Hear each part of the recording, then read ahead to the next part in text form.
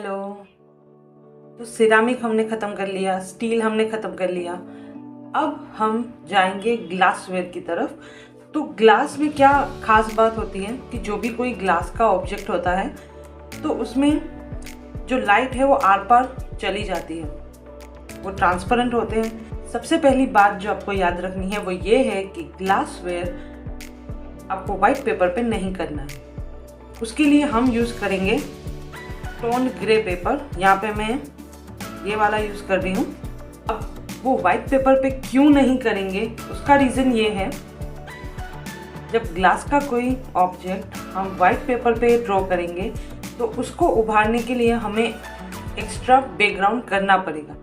अगर आप चाहते हो वाइट पेपर पे करना तो ऐसा नहीं है कि आप नहीं कर सकते, आप कर सकते हो, बट उसको अच्छा दिखाने के लिए हमें बैकग्राउंड का यूज़ करना पड़ेगा। बैकग्राउंड हमें थोड़ा सा डार्कर वगैरह रखना पड़ेगा।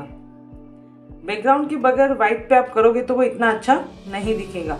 तो इसलिए मेरी एडवाइस यही रहेगी कि ग्लासवेयर के लिए आप ग्रे पेपर का यूज़ करो, या फिर कोई भी कलर पेपर भी यूज़ कर सकते हो, ये आपकी मर्जी है, आप डिफरेंट पेपर ट्राई कर सकते हो।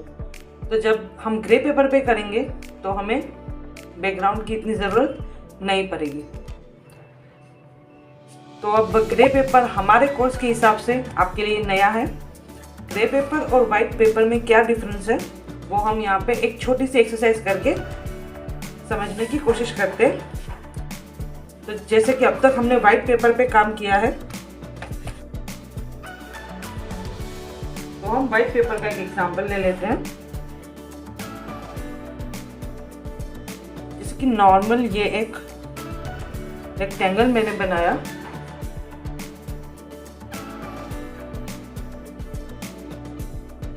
अब मैं उसे एक हल्की सी शेडिंग दूंगी।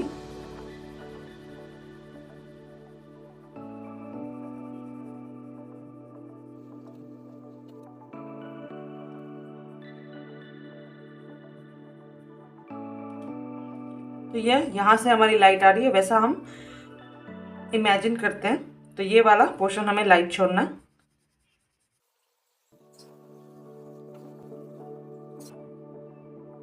जब हम वाइट पे काम करते हैं तो हम ये थियरी यूज करते हैं, डार्कर लाइटर लाइटर, और जहाँ पे लाइट आ रही है वो पोर्शन हम वाइट छोड़ देते हैं या फिर इरेज करते हैं, वहाँ पे हाईलाइट देते हैं, वैसे।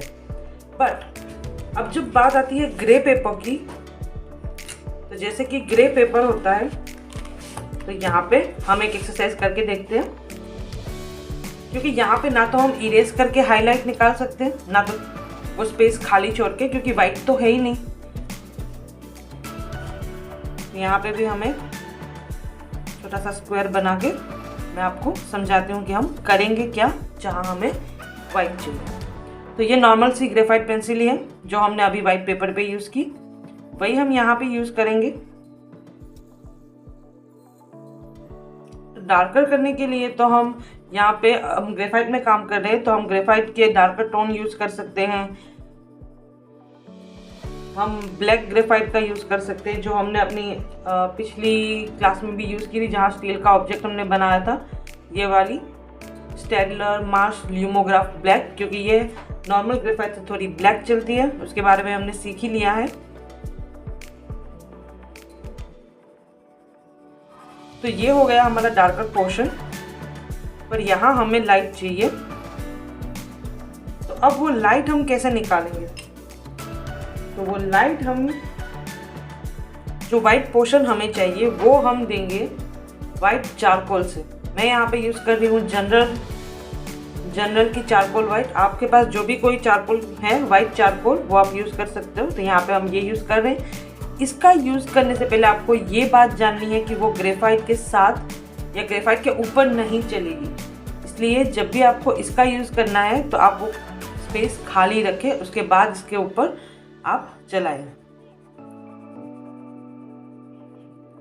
और ग्रेफाइट के मुकाबले ये वाइट चारकोल बहुत ही ज़्यादा सॉफ्ट होती है, तो आप उस हिसाब से प्रैक्टिस करें, उस हिसाब से चलाइए। इस पर ज़्यादा प्रेशर देने की ज़रूरत नहीं है, वरना ये टूट जाएगी।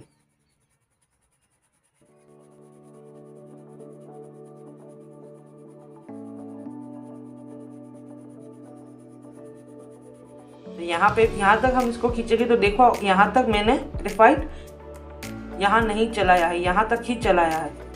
तो जितना आगे तक हम इसे खींच सकते हैं, जहाँ हमें चाहिए उतना हम इससे पहले फिल कर लेंगे। जैसे यहाँ पे है, आप देख सकते हो यहाँ पे ये ज़्यादा चलेगी नहीं, जितनी ब्राइट यहाँ पे नहीं चलेगी। अब हम इसको मर्ज कर लेंगे।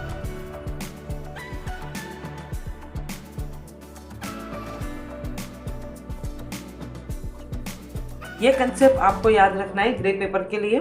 डालकर उसके बाद जो लाइट चाहिए वहाँ आपको चारकोल यूज़ करके, वाइट चारकोल यूज़ करके अपना वाइट क्रिएट करना पड़ेगा।